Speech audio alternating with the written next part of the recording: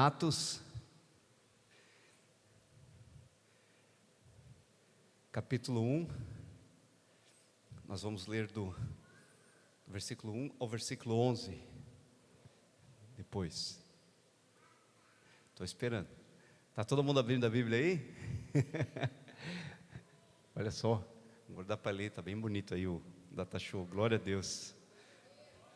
Vamos ler juntos? Eu ia ler na Almeida Corrigida Fiel, mas eu vou ler na NVI com vocês, amém? Todos prontos? Vamos ler juntos? No meu livro anterior, Teófilo, escrevi a respeito de tudo o que Jesus começou a fazer e ensinar, até o dia em que foi elevado aos céus, depois de ter dado instruções por meio do Espírito Santo aos apóstolos que havia escolhido. Depois do seu sofrimento, Jesus apresentou-lhes a eles com muitas provas indiscutíveis de que estava vivo, aparecendo-lhe por um período de 40 dias, nos quais falava acerca do reino de Deus. Certa ocasião, enquanto comia com eles, deu-lhes esta ordem: não saiam de Jerusalém, mas esperem pela promessa do meu Pai, da qual falei a vocês. Pois João batizou com água, mas vocês serão batizados com o Espírito Santo dentro de poucos dias. Então os que estavam reunidos lhe perguntaram: Senhor, é neste tempo que vai restaurar o reino a Israel? Ele lhes respondeu: não compete a vocês saber os tempos ou as épocas que o Pai estabeleceu pela sua própria autoridade, mas receberão o poder quando o Espírito Santo descer sobre vocês, e serão minhas testemunhas, tanto em Jerusalém como em toda a Judéia e Samaria e até os confins da terra. Tendo dito isso, foi elevado às alturas, enquanto eles olhavam, e uma nuvem o encobriu da vista deles. Ficara com os olhos fixos no céu, enquanto ele subia. De repente, 2 homens vestidos de branco se puseram ao lado deles. Eles disseram: Galileus, por que vocês estão olhando para o céu? Este mesmo Jesus, que dentre vocês foi elevado aos céus, voltará da mesma forma que o viram subir. Amém? Fecha os teus olhos, vamos falar com o Senhor um pouquinho. Senhor, nós queremos apresentar a Ti os nossos corações, a nossa mente, Pai. Senhor, que a nossa mente, nosso entendimento seja cativo, Senhor, a ouvir a Tua voz, a ouvir a Tua palavra nessa noite. Que nós possamos, Senhor, ser edificados pela Tua palavra, Senhor, em nome de Jesus, amém. Amém? Glória a Deus. Eu gosto muito de fazer uma palavra expositiva, porque a palavra fala muito mais do que o pastor, amém? Mas às vezes Deus, Ele traz temas numa palavra, e essa palavra eu entendo que o tema dela é esperança, amém? E conforme nós vamos falando aqui, você vai entender aqui por que esperança. Alguns pontos aqui que Deus irá falar conosco através da sua palavra. Havia ali alguns discípulos que eles tinham esperanças naquilo que Deus iria fazer. Outro ponto que eu acho interessante é a obediência. E o terceiro ponto que eu quero falar é sobre o cumprimento da obra de Cristo, ou seja, a sua ascensão. Mas vamos começar aqui com a esperança dos discípulos. E por que eu estou falando de esperança? Os discípulos, eles estavam inseridos numa cultura dos judeus. Então, os discípulos ali de Jesus, eles esperavam um Cristo que seria como o rei Davi, um ungido do Senhor, como o rei Davi, um guerreiro que restituiria o reino de Israel, né? Ou seja, tiraria os tiranos de Roma, que era o império daquele momento, que oprimia o povo judeu. Esse rei, esse ungido, o Cristo, ele viria montado num cavalo com uma espada, e ele restituiria o reino de Israel, ele tiraria esse governo de Roma, aleluia. E é por isso que a gente vê aqui no versículo 6, aqueles, pois, que se haviam reunido, perguntaram-lhe dizendo: Senhor, restaurarás tu neste tempo o reino a Israel? E nós sabemos que Jesus, ele não veio estabelecer um reino da terra, ele veio estabelecer um reino celestial. Aqui está registrado, não está registrado quem fez essa pergunta, é um daqueles que estavam reunidos ali, mas é alguém que estava ali, que tinha visto Jesus ressurreto, que tinha visto Jesus que ressuscitou, amém? Nós lemos ali que Jesus, ele assentado com os seus discípulos, dando as instruções, né, e que havia testemunhas ali que tinham testemunhado Jesus Cristo, né, durante 40 dias depois da sua ressurreição. E nós lemos ali que havia provas que eram provas que todo mundo via que era verdadeiro.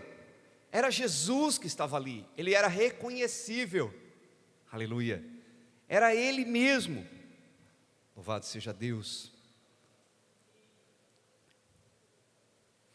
Como lemos, Lucas escreve no início do texto, Jesus havia aparecido a muitos durante 40 dias, anunciando o reino de Deus.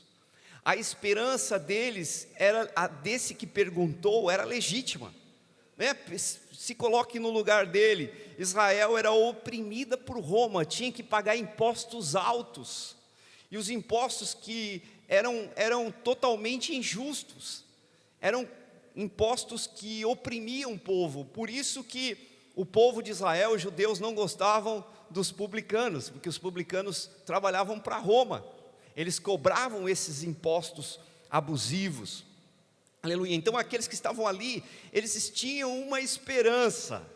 Essa esperança era que Cristo, montado num cavalo com uma espada, destituísse o reino de Roma e entregasse novamente o reino a Israel. E esse rei seria um rei que ia reinar em Israel, que nem Davi, porque Davi era uma figura de um rei que venceu batalhas, que conquistou algo para o povo judeu.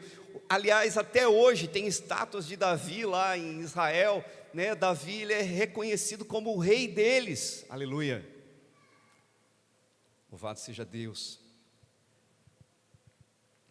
Mas é tão interessante, porque Jesus, ele tinha algo diferente. O reino de Jesus era algo diferente, o pensamento de Jesus era mais alto, o pensamento de Jesus era do céu.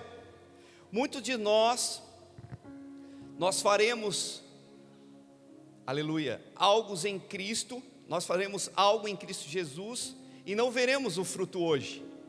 Talvez a gente só vá ver daqui, a gente nem só vá ver diante dele, porque nós servimos a um reino que ele não está preso a esse tempo, ele não está preso ao hoje, ele não está preso ao passado. É um reino eterno, e nós precisamos discernir isso. E aqui nós não somos muito diferentes desse que fez essa pergunta. Essa é a verdade. Nós temos esperanças aqui na terra. Nós que buscamos a Jesus, que conhecemos a Deus Pai, viemos para o Evangelho e temos esperança de viver algo, aleluia, algo bom nesse lugar. Aleluia, até porque vivemos pela fé, amém? Então, a nossa esperança, ela não pode estar no lugar errado. E é interessante que Jesus, ele traz uma resposta. Ele diz, né?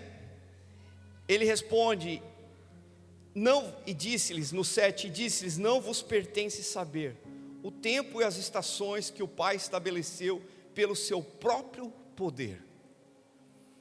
E essa semana eu estava pensando sobre isso, porque a gente vê as estações. Deus, ele trabalha muito com o natural. A gente vê o natural, as coisas criadas, a imagem de Deus operando. E a Bíblia diz isso. A Bíblia fala isso em Romanos, né? Que a glória de Deus se vê pelas coisas criadas. Você consegue ver a glória de Deus pelo que foi criado. Você olha o céu à noite, num dia assim, num lugar mais afastado, tipo num sítio, né? Você olha para o céu e as estrelas lá estão brilhando, é a coisa mais linda de se ver. É a glória de Deus. Ou você vai caminhar na praia, pisa na areia e olha o mar verde, o mar verdinho, o azulzinho no verão, né? Porque a gente vê isso aqui. E aí você pensa, obra de Deus, né? Você começa a ver aquilo que Deus fez. E aí você começa a discernir até a questão das estações. Porque aqui Jesus diz, olha, não lhe cabe discernir as estações. E é tão interessante, porque Jesus não está dizendo que você não precisa discernir tempo e estação. Ele está dizendo que o teu coração precisa estar crendo no que Deus pode fazer. Porque essa era a pergunta daquele povo. O Senhor restituirá o reino a Israel? E Jesus estava dizendo, parafraseando assim, não vos pertence saber o tempo, porque não era naquele tempo que Jesus iria fazer. Aliás, nem ainda aconteceu. O povo de Israel ainda vive em conflito. O povo de Deus, o povo de Israel ainda vive em muitos conflitos. Aleluia. Então não foi restituído esse reino ainda. Mas a nós foi nos entregue esse reino. Porque o reino de Deus, ele não é comida e nem bebida, mas é alegria no Espírito, diz o apóstolo Paulo. O reino de Deus, ele não se manifesta nas coisas visíveis, mas dentro de cada coração que aceita o Jesus Cristo, o Rei dos Reis, Senhor dos Senhores, que se arrepende, né? Porque Jesus, quando ele saiu do deserto, ele saiu ali em Mateus 4, ele pregou a mesma coisa que João Batista pregava: arrependam-se, porque há chegado o reino dos céus. O arrependimento é mudar de direção. O arrependimento é um novo de Deus que me traz esperança. Arrependimento é reconhecer que eu não consigo sozinho, que eu preciso de Deus, que eu preciso de Jesus, e Ele é a minha esperança. É como se Jesus dissesse: olha, não vos cabe saber o tempo e a estação, não vos cabe saber quando Deus fará aquilo que você espera. É isso que Jesus está dizendo. Ele está dizendo, não nos cabe saber o que Deus estabeleceu no seu poder. E aqui a gente vai um pouco mais fundo. Qual é o poder de Deus? Todos aqui sabem que Deus, Ele é onipotente, amém? Você pode dizer um amém? Então, onipotente significa que Ele tem todo o poder. Se Deus tem todo o poder, Ele também tem todo o conhecimento, amém? Porque Ele é onisciente, amém? Ele sabe todas as coisas. Então, o Deus que estabelece tempo e estação, Ele tem um tempo determinado para tudo que eu e você esperamos nele. Tudo que eu e você esperamos em Deus se cumpre no tempo certo, na estação correta. E eu vinha dizendo que Deus, Ele usa a natureza para expressar o modo de Ele agir.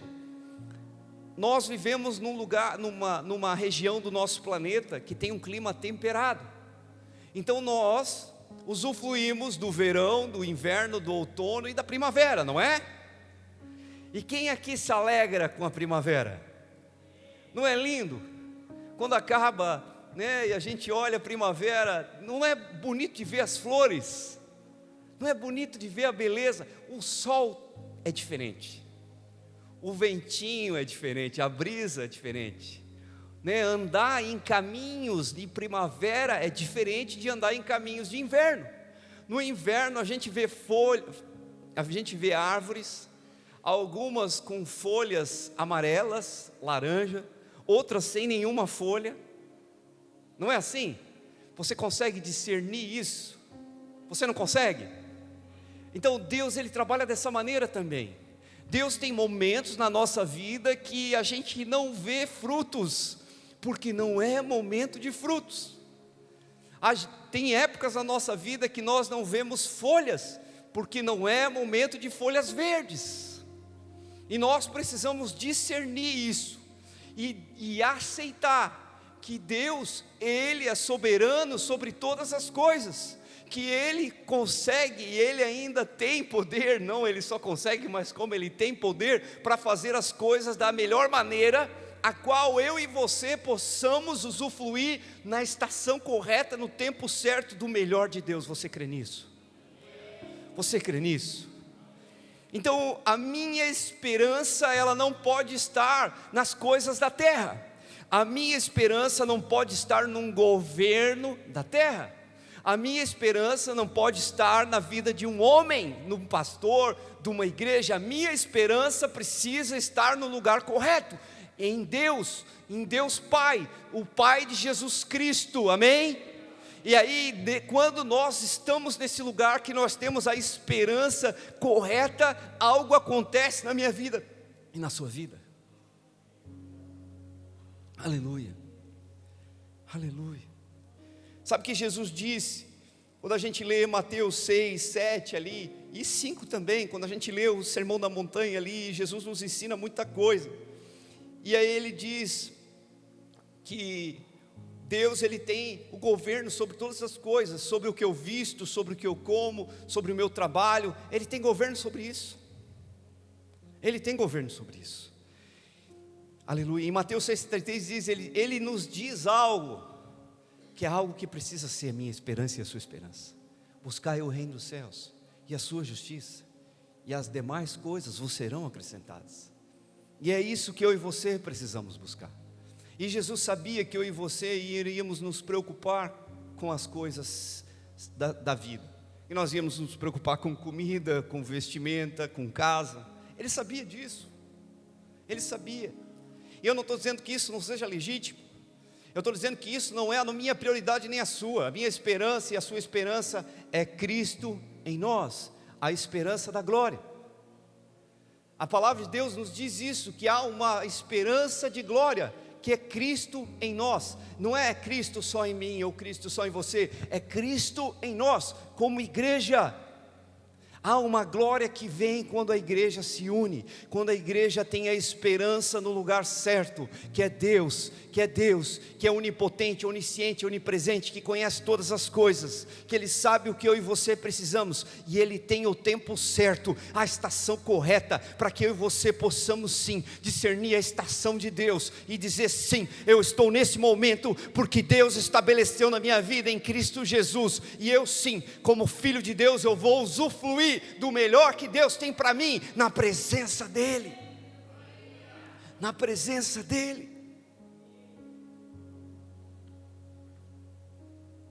Aleluia, aleluia. Não no governo deste mundo, não nas riquezas, não nas riquezas. Jesus, Ele nos diz, olha, guarda o teu tesouro. Aonde está o teu tesouro, ali está o teu coração. Onde está o meu tesouro? O que é o meu tesouro? É a presença de Deus. Sabe, hoje aqui, né, no templo novo, eu ali, orando ali, eu senti tanta presença de Deus. Sabe, eu sei que a presença de Deus não está por causa daqui, por causa do templo reformado, mas está por causa de nós.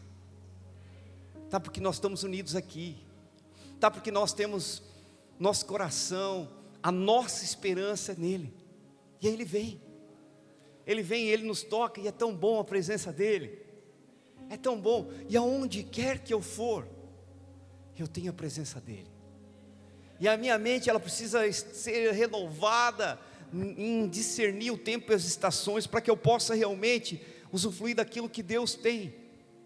Cristão maduro, ele reconhece que a única fonte para a vida dele é Cristo Jesus. Cristão maduro, ele reconhece as suas fraquezas, ele não se apoia no seu entendimento, ou seja, ele não se apoia naquilo que ele acha que é, mas ele se apoia naquilo que Deus diz na sua palavra.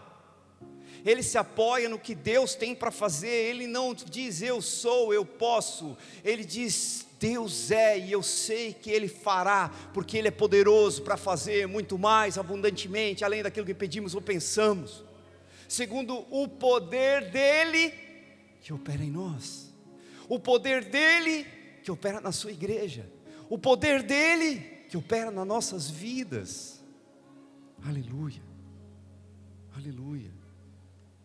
Maldito o homem que confia no homem, ou seja, na força do seu poder, não nas outras pessoas. Se eu achar que isso aí não é evangelho. A palavra está dizendo ali, maldito o homem que confia na força do seu braço, que faz do seu braço, que faz do seu entendimento, que faz daquilo que ele tem no coração, como algo que é válido. Mas a palavra de Deus também diz que enganoso é o coração do homem. O meu coração, ele tem que ter esperança naquilo que Cristo fez na cruz, naquilo que Jesus fez na cruz, o Jesus ressurreto, o Jesus que ressuscitou. Esperança, ela é importante. A esperança nos dá vontade de viver, a esperança nos dá alegria de viver, a esperança nos leva para algum lugar, não nos leva? Não é bom a esperança? Aleluia. Muitos vivem ansiosos pelo que vai acontecer, pressuposições que temos diante de quadros que planejamos na vida. Jesus queria que eles entendessem que o foco era algo que o Pai havia estabelecido. Sabe, tudo que Deus fez em Jesus foi precioso e foi algo que Deus fez. Deus, ele tem uma maneira de fazer, gente, e eu e você precisamos entender isso. Isaías 8:9 foi um texto que um dia Deus tocou na minha vida, no começo da minha caminhada com Cristo, e até hoje é um texto que eu guardo para mim, onde diz: os meus pensamentos não são os vossos pensamentos, e nem os meus caminhos os vossos caminhos. Assim diz o Senhor, que os meus pensamentos são mais altos, e os meus caminhos são mais altos que os vossos caminhos. Então, eu e você precisamos viver toda vez, todo momento da nossa vida, dizendo: Senhor, o que eu estou pensando, isso agrada o teu coração? Senhor, o que eu estou pensando, isso é o pensamento que você tem? Senhor, esse é o pensamento que o Senhor tem sobre a sua igreja, sobre a vida daquele irmão, sobre a vida dessa situação? Senhor, qual é o teu pensamento? Quando nós pensamos o pensamento de Deus, o nosso caminho é estabelecido no alto, nós começamos a viver as coisas do alto. Só que eu não posso dizer que eu não vou passar por situações difíceis. Eu vou passar. Eu estava pensando essa semana, Jesus foi lá no tanque de Betesda, e lá tinha muitos doentes, Ele só curou um doente, e Ele saiu, não ficou lá no tanque. A gente vê tantas coisas que Jesus... Eu estava pensando sobre Tiago, gente. Tiago, o irmão de João, do João que escreveu o Evangelho. Tiago subiu junto com Pedro, João, junto com Jesus, chegaram lá em cima, no Monte da Transfiguração. E lá no Monte da Transfiguração, Jesus encontrou Elias e Moisés. E ali Jesus, as vestes dele resplandeceram, uma nuvem encheu aquele lugar. Pedro já queria construir alguma coisa. Pedro era demais, impetuoso. Pedro, olha, o pensamento dele estava na terra demais, já queria construir uns templos ali. E uma nuvem envolveu todos eles, e Deus disse: ouvi, esse é o meu filho amado, a ele ouvi. Aleluia. Quem quer ouvir Jesus aqui? Os pensamentos do alto, os pensamentos do alto, a humildade de Jesus, o descanso de Jesus, o ser discípulo de Jesus. Aleluia. Deus havia feito algo no tempo certo. Tiago, morreu a espada por Herodes, logo no comecinho de Atos. O que vocês acham? Foi justo isso? Não foi. Eu fico pensando, Senhor, o Senhor trabalha de um jeito, e o modo como Pedro morreu, gente, e a gente vai vendo as outras coisas, mas eles não estavam vivendo essa vida para esse tempo, eles não estavam vivendo a vida para esse momento, para a terra, eles estavam vivendo a vida para o céu. E eu me pergunto muitas vezes, Deus, eu estou vivendo a vida para onde? Para a terra ou para o céu? Não estou diferente de vocês aqui não. Se essa palavra me confronta também, me confronta, porque eu às vezes vivo tanto só para a terra, vivo tanto só para mim, mas aí que está a questão, a minha esperança está em Jesus, e eu preciso viver no tempo certo, porque a minha esperança é Ele. Às vezes a gente é tirado do nosso conforto, para fazer algo para Deus, e é tão bom quando fazemos algo para Deus, é leve, não é pesado, porque não se trata do que eu posso fazer, mas no que Deus pode fazer através do seu poder na minha vida e através da minha vida. Se você ler ali, Jesus ele ensinava, ele dava instruções pelo Espírito Santo. Se Jesus fazia isso, imagina nós, como precisamos do Espírito Santo. Deus havia feito algo no tempo certo. Gálatas 4:7 fala sobre isso. Mas, vindo a plenitude dos tempos, Deus enviou seu Filho, nascido de mulher, nascido sobre a lei, para remir os que estavam debaixo da lei, a fim de que recebemos a adoção de filhos. E porque sois filhos, Deus enviou aos vossos corações o Espírito do seu Filho, que clama: Abba, Pai. Assim que já não és mais servo, mas filho. E se és filho, és também herdeiro de Deus por Cristo. Gálatas 4:4-7. Sabe, aqui está dizendo que chegou um tempo certo, a plenitude do tempo, um tempo exato, que Deus enviou Jesus Cristo, nascido de mulher, só de mulher, gerado pelo Espírito Santo. Você crê? Amém? Nós cremos nisso. Aleluia. Nascido sob a lei, ele veio no tempo da lei, aleluia, para remir os que estavam debaixo da lei, a fim de que recebamos a adoção de filhos. Nós estávamos na lei, a lei ela é tudo mas. Se você ler lá no Velho Testamento, Deus diz assim: isso, vocês vão ser abençoados, mas se vocês obedecerem, o negócio vai pegar. Mas isso não mudou, porém hoje nós estamos na graça. O mas, ele tem uma conotação diferente hoje. A graça que opera em mim, ela é o poder de Deus para que eu possa me livrar do poder do pecado. A graça hoje é o lugar onde eu entro e eu reconheço que eu não consigo, e eu digo: Jesus, eu me arrependo dos meus pecados, e eu recebo a tua graça para que eu possa ser transformado pelo teu poder. E aí eu começo a andar no Espírito Santo, e a minha vida é transformada. E não só isso, eu agora sou filho, eu não sou mais servo. O servo ele precisa fazer algo para ser aceito, ele precisa fazer, e a lei ela era assim, tu tinha que cumprir, cada situação você tinha algo do modo certo para agir. Se você não agisse daquela maneira, a Bíblia diz que até maldito você era, se você não estivesse em toda a lei. E são 600 e poucas leis, acho que se não me engano 614. Então era um jugo pesado. Aleluia. E Jesus nasceu nesse tempo para nos transformar em filhos, no tempo certo. A esperança veio. Deus em Cristo Jesus estava consumando a sua obra até aquele momento. Jesus diz no 6: Deus estabeleceu pelo seu próprio poder, Deus onipotente. Jesus estava direcionando sua esperança para Deus. A minha esperança e a tua esperança está nele. Essa foi a instrução de Jesus aos seus discípulos.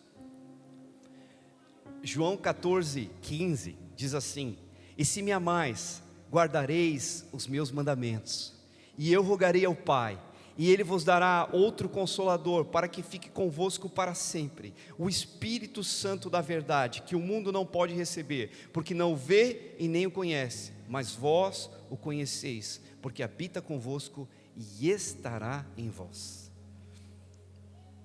Aleluia.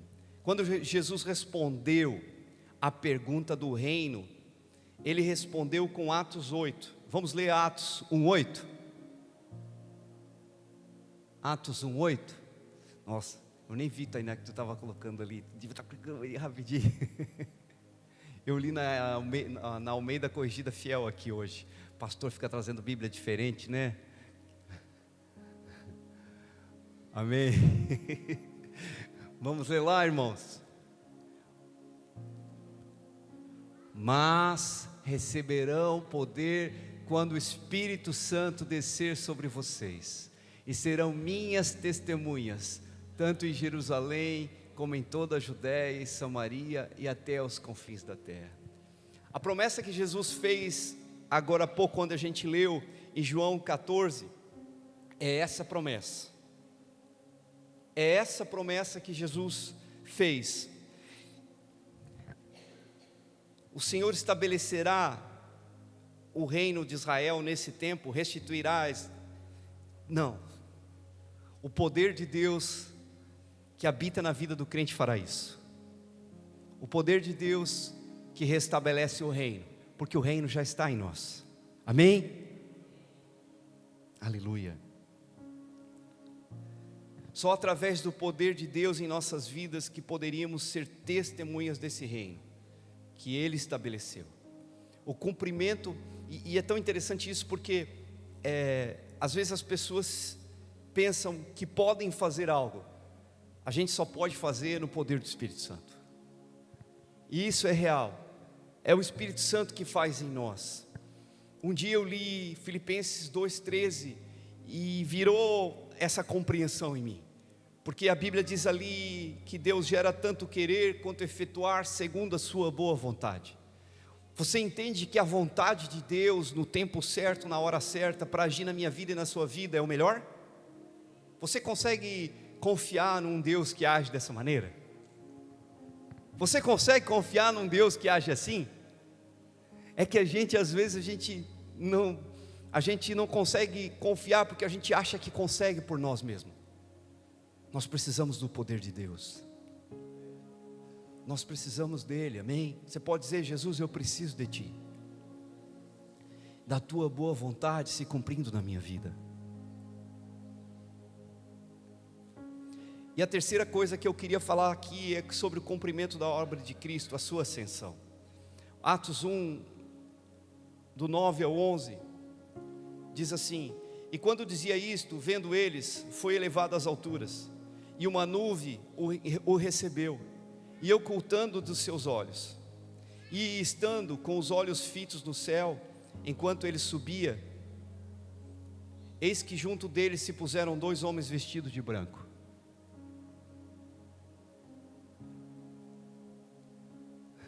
Eles disseram: Galileus, por que vocês estão olhando para o céu? Este mesmo Jesus, que dentre vocês foi elevado aos céus, voltará da mesma forma que o viram subir. Sabe, Jesus ele morreu na cruz, ele ressuscitou, depois de 3 dias ele ressuscitou, a morte não pôde retê-lo, ele venceu a morte. O salário do pecado era a morte, Jesus pagou por mim e por você. Ele pagou por nós e hoje Ele nos justifica. Hoje Jesus é a justiça de Deus para todo aquele que crê e se arrepende. O arrependimento é transformação, é mudança de mente. O arrependimento muda a nossa história. E o arrependimento é diário. Todos nós precisamos reconhecer que precisamos dele. Aleluia. Ali, naquele momento, se cumpriu o que Jesus estava preparando os apóstolos dele, ali em João 14, quando ele diz: não se turbe o vosso coração, crede em Deus, crede também em mim. Na casa de meu pai há muitas moradas, se não fosse assim, eu vos teria dito: vou preparar-vos um lugar, e quando eu for e vou preparar lugar, virei outra vez, e os levarei para mim mesmo, para que aonde eu estiver, estejais vós também. Sabe, nós temos uma promessa como igreja, que um dia nós subiremos também com Jesus. Jesus um dia ele vai descer, da mesma forma que a gente leu ali, que ele subiu, e a esperança daqueles apóstolos, ela é válida, para mim e para você hoje, porque um dia nós veremos, será visível aos nossos olhos, nós veremos Jesus descendo do céu, amém? Nós veremos o nosso Rei, o Rei dos Reis descendo do céu, em glória, Ele virá em glória, aleluia. Jesus subiu ao céu, e hoje nós sabemos que o que Ele pode fazer em nossa vida. Sabe, Jesus ele é o mesmo ontem, hoje e eternamente. Jesus não mudou. Quando você lê a Bíblia, você vê o que Jesus fez, Ele ainda continua fazendo. O que tem impedido de nós vermos milagres? O que tem impedido de nós vivermos milagres? A nossa esperança no lugar errado? A nossa esperança naquilo que não transforma, naquilo que não faz? O que tem impedido nós vivermos? E eu me pergunto isso também nessa noite, aleluia. Jesus é o primeiro e o último, aquele que foi morto e reviveu. Jesus está vivo, Jesus ele está vivo, amém? Hoje eu e você temos esperança, e ela está em Cristo. O lugar onde devemos permanecer é Cristo Jesus. Jesus é um lugar onde eu e você permanecemos. Ele venceu a morte, que era o salário do pecado, e pagou por nós. Ele hoje tem poder para perdoar e nos purificar do pecado e nos tirar do governo das trevas. Colossenses 1, 13 e 14. O qual nos tirou da potestade das trevas e nos transportou para o reino do Filho do seu amor, em quem temos a redenção pelo seu sangue, a saber, a remissão dos pecados. Amém? Você pode dar um glória a Deus por isso? Aleluia. Tem um texto que está em Éfeso, capítulo 1, do versículo 3 ao 12, que mostra essa vontade soberana de Deus de uma forma profunda. E eu queria que você ficasse de pé nessa noite, para que nós já vamos terminar, e você lesse comigo no Data Show esse texto inteiro. E eu queria que você lesse de uma forma diferente. Éfeso capítulo 1, versículo 3. Nós vamos ler até o 13. E eu queria que você lesse em voz baixa. Só você lesse. Ô pastor, tá bom? Então, você pode começar a ler ali. E agora quando é que a gente vai saber que todo mundo leu? Tá bom, eu vou ler então. Amém? Eles disseram, 1:3.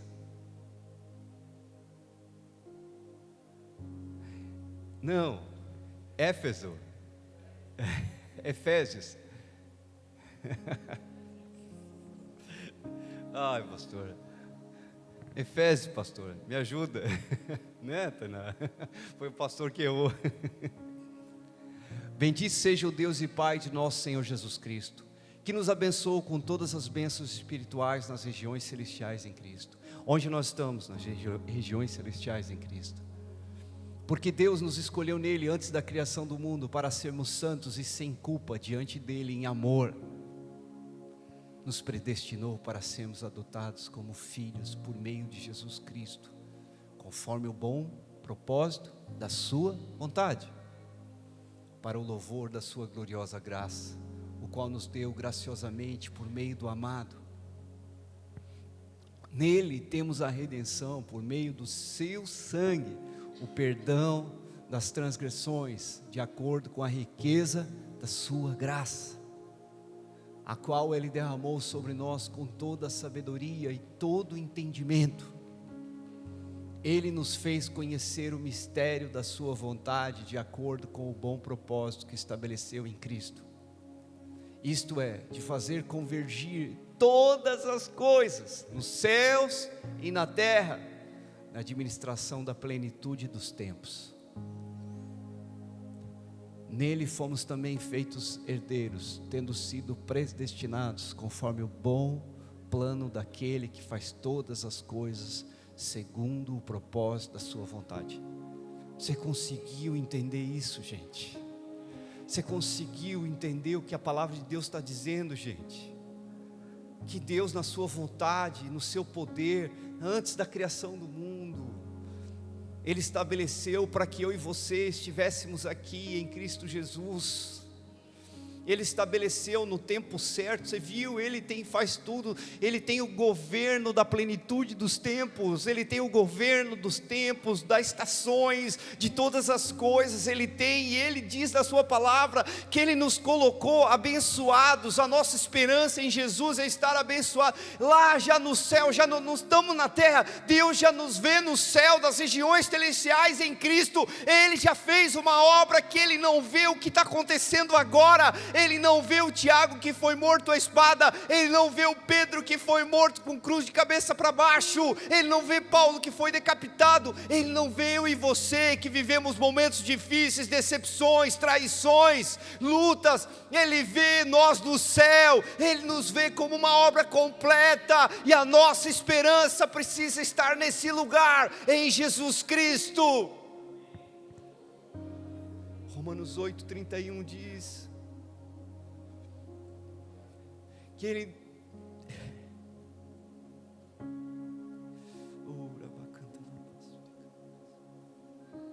coloca a mão no seu coração nessa noite,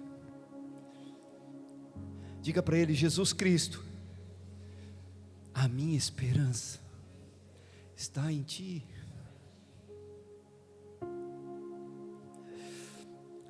Nós não vivemos pelo que vemos, nós não vivemos pelo que sentimos, nós não vivemos pelo que sofremos, nós vivemos por fé, nós vivemos sim porque cremos em Jesus, porque cremos naquilo que Ele fez na cruz do Calvário.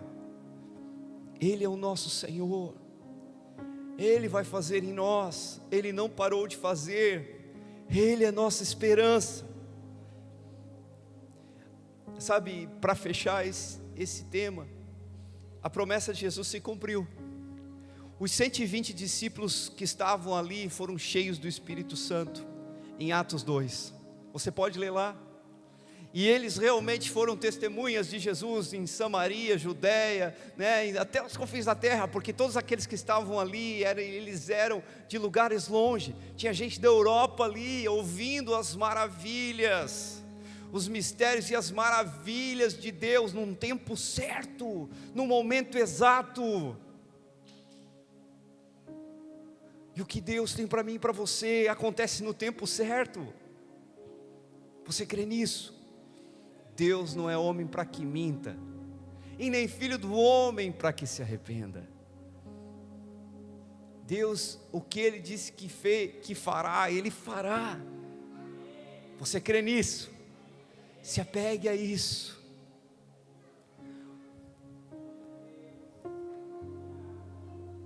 O que Deus faz é perfeito. Que toda a nossa esperança seja nele, seja estar nele, em seu poder de estabelecer tempos e estações, por seu poder, pois Ele tem todo o poder. Amém? Não tente fazer você. Eu e você não devemos tentar fazer. Nós não devemos atrapalhar o Espírito Santo. Nós precisamos aprender a trabalhar com Deus. Nós precisamos aprender com Jesus. Jesus, Ele diz: o meu Pai faz, o meu Pai trabalha e eu trabalho junto. Nós precisamos aprender que a nossa esperança em Jesus nos move, nos faz sim sermos filhos de Deus que servem, que fazem a sua vontade. A sua esperança é Jesus. A sua esperança é o Jesus voltando do céu e transformando a minha vida e a sua vida. A sua esperança é Deus fazendo, por mais que você não veja. Porque se a gente começa a olhar em volta, a gente não vê nada, né? Isso aí só traz incredulidade. E a Bíblia fala em Hebreus 12 ali que nós avançamos uma carreira que nos está proposta em Jesus, olhando para Ele. Quem quer olhar para Jesus aqui? O autor e consumador da nossa fé. Quem olha para Jesus não perde a fé. Quem olha para Jesus persevera.